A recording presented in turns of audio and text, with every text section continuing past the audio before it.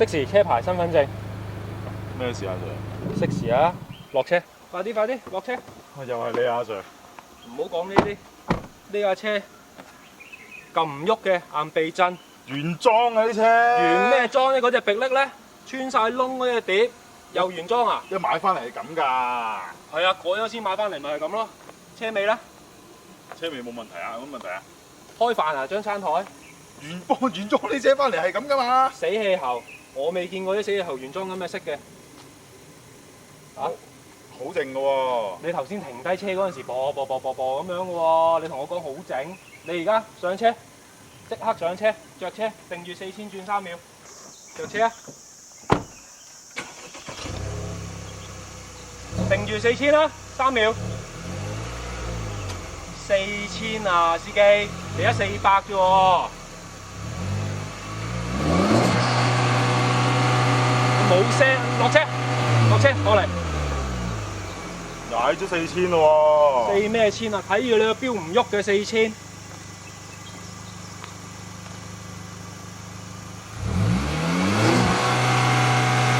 真係冇聲嘅喂！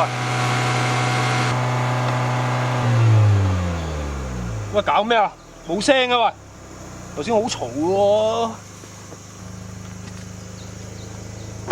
又真係冇乜聲嘅。做得未啊 Sir？小心啲揸車，開車走。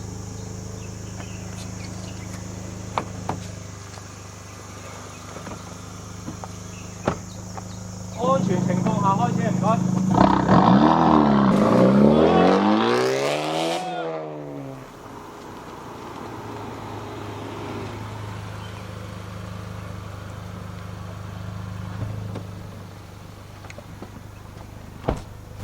哇！真係掂喎 Lawrence 就啱啱裝咗唔夠2個禮拜，頭先俾個交通警捉住都冇事喎。係啊，我哋呢條後有一個蛙佬嘅，其實佢會根據你自己嘅平時揸車嘅方式咧，或者油門嘅重輕咧，佢會睇下幾時開，同埋一個比較特別嘅功能就係可以將個蛙佬長期咁閂住。喂，但係話時話，我其實裝咗個零禮拜，我都仲未完全去了解晒究竟係點樣運作啊，或者你講嗰3個毛啊，但係好似又踩落去又有時會有聲，但係好似你哋又話可以完全 lock 咗冇聲，究竟成個過程或者你嘅結構係點樣？死氣喉點解改裝死氣喉會有馬力咧？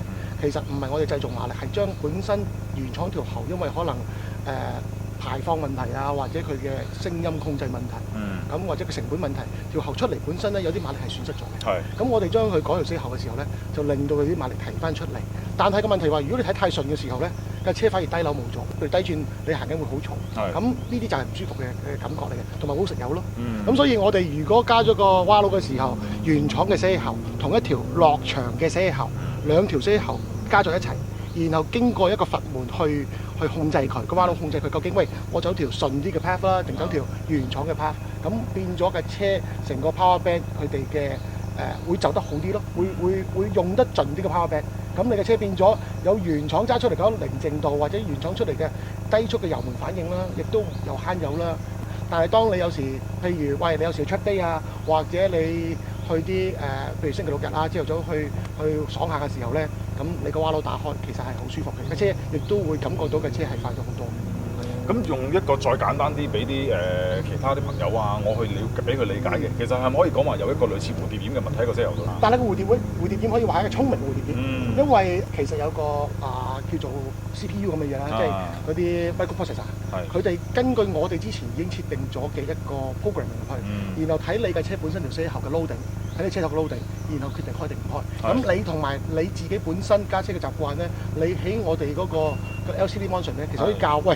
我想幾轉開，我想開幾耐，全部都有得教嘅。咁變咗每一個人嘅車改嘅程度唔同。譬如話，喂，我一陣改條死喉中尾段咁講，或者我改埋成套直通，或者我改電腦。咁你嘅車其實每一個轉數都會唔同嘅。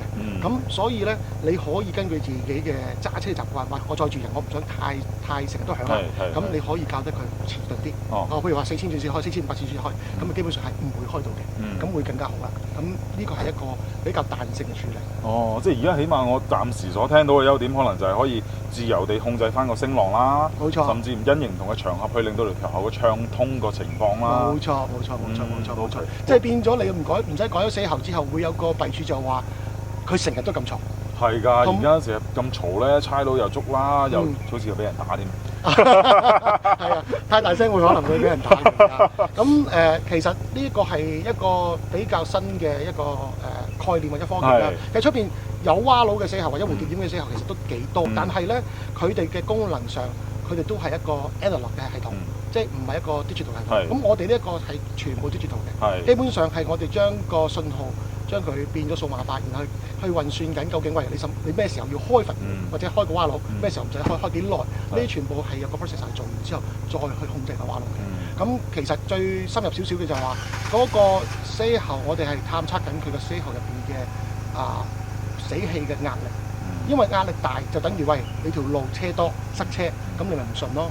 但係如果你見到塞車，突然間我開咗條路俾你行嘅，咁你咪順啲咯。咁呢個就將個車嘅壓力完全係咁拉出嚟啦。OK， 你好似仲帶咗個分貝機嚟喎，你話俾我試下係嘛？係啊，攞埋過嚟試下先好嘛？好。OK。嗱，呢個就係個分貝機啦。係。咁而家懟埋你喎係嘛？係啦，咁我哋其實測試嘅時候咧，測試個死喉嘅聲咧，一般嚟講咧會大概呢個位置啊，同架車嘅死喉嘅嘴離開大概45度角啦，大概離開1米咁上下，亦都要離開地下嘅。大概離開地下就咁上下高度啦，呢個係一個即係本身美國嘅就算佢法例要測你原廠嘅排管或者測你其他改裝死喉嘅聲音嘅，佢都會測嘅。大部分都呢個位置啦，就唔會懟到埋佢嘅。唔會嘅，通常都係咁樣嘅，唔會懟到埋佢嘅，通常就係大概喺呢個位置。OK， 咁我而家攞個 control 去試下兩個唔同嘅 mode 嘅分別嘅喎。好啊，你俾個 control 啊。好，而家我哋就試一試個平時嘅sport mode。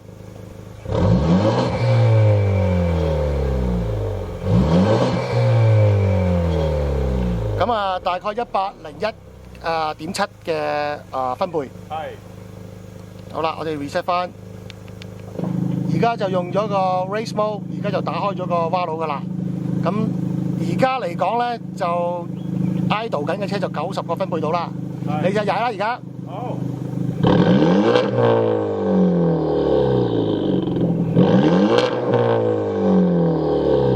嚟多腳啦。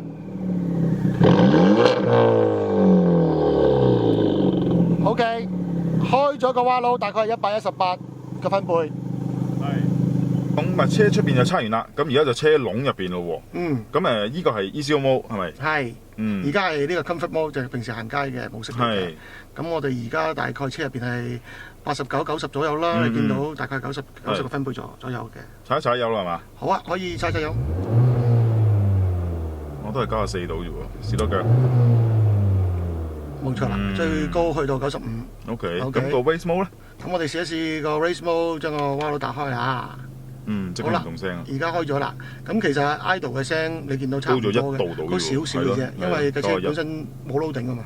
好啦，咁你可以試下踩下佢下 reset 咗先。好嚟。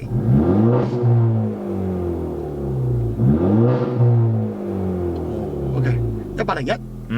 OK。好啦，咁而家試咗嗰個 ECO mode 啦，race mode 啦。咁頭先點解個阿 Sir 捉我哋埋去嗰時，佢點樣踩極我嘅車都係冇聲嘅？你唔係話跟蛙佬跟個 photo 嘅咩？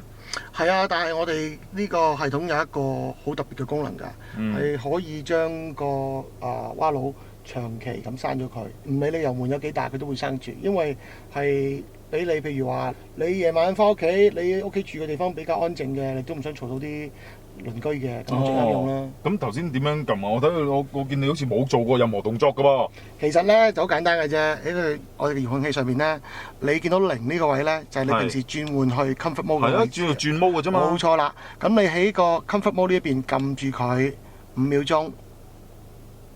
OK， 咁咧而家你點踩咧？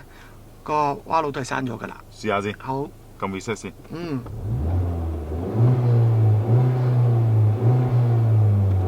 哇！我盡晒油都唔開喎。係啊，基本上佢就會停留喺一路閂住個蛙路嘅。咁樣變咗你有時真係有啲完全唔可以好嘈嘅環境上面咧，你就應該用呢個咁嘅模式啦，用呢個功能啦。OK， 咁同呢個 LCD 呢個去 set 嘅 ECO 又有乜唔同咧？咁 ECO 咪得？其實我哋呢個 LCD mon 咧，係俾你揸緊車嘅時候，可以第一好留意清楚，知道而家究竟嘅車係用緊乜嘢嘅模。因為有時揸車揸耐，你個蛙佬其實係用緊咩模，你係唔好清楚嘅。咁第二咧，其實我有好多嘅頭先之前講過，根據你揸車個人揸車嘅喜好或者習慣啊，你可以調翻佢嗰個閥門開幾耐、幾時開，呢啲全部都可以調嘅。咁同埋咧，其實我哋3個模式咧，你係可以當作佢係等於用戶1、用戶2咁啦。譬如話老人家或者你老婆都唔中意排管好響嘅，咁你可以將個舒適模式調咗去比較遲鈍，可能喂5000轉先打開閥門啊，佢打開閥門就即刻閂翻啊，咁樣變咗佢揸喺嘅時候，佢就覺得好似架普通車咁樣。但係當你自己揸嘅時候，你就可以教佢轉換為一個運動模式。運動模式咁會快少少，咁變咗咧，對於你平時揸落嗰陣時就會樂趣大啲啦，架車嘅馬力嚟得好啲啦，就係咁樣咯。OK， 咁我哋閃嘅咯喎。OK。仆街！開槍！又點啊，阿 Sir？聽到晒喎。聽到咩啊？有咩好聽啊？唔係，唔好咁燥住。其實我都想裝，我架就到，喺邊度裝啊？留低個 contact 啦。俾我微信咩？阿 Sir 都可以改裝嘅咩？點解唔得啊？不過我中意。